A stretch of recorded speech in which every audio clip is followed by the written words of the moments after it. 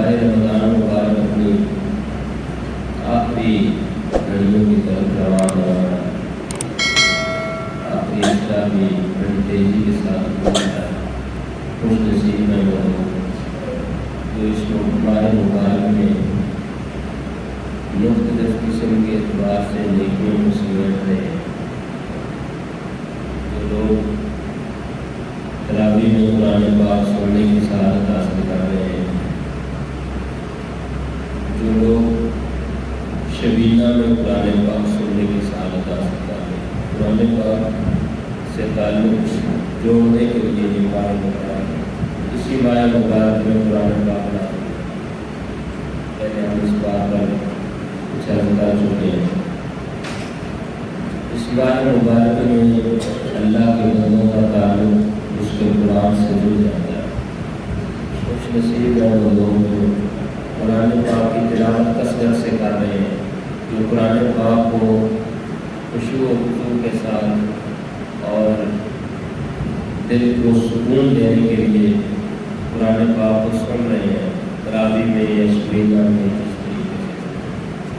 خوش نصیب ہیں وہ لوگ جو راتوں کو قیام میں گزار رہے ہیں، تہجد پڑھ رہے ہیں، تراویح پڑھ رہے ہیں۔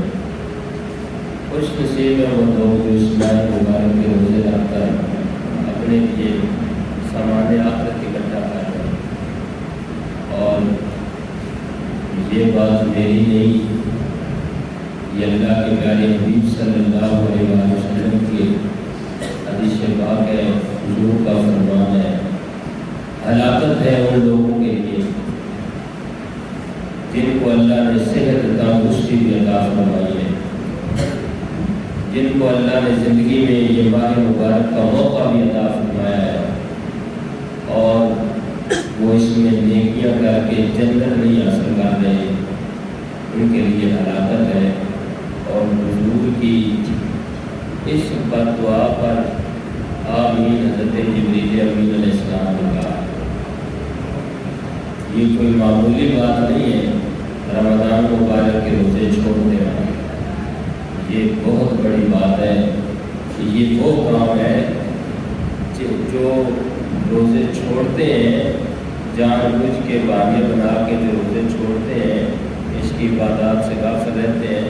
حضور پاک صلی اللہ علیہ وسلم نے ارشاد کیا، ہلاک ہو جائے وہ شخص جس کی زندگی میں رمضان مبارک آئے اور اس کے روزے رکھ کے جنت حاصل نہ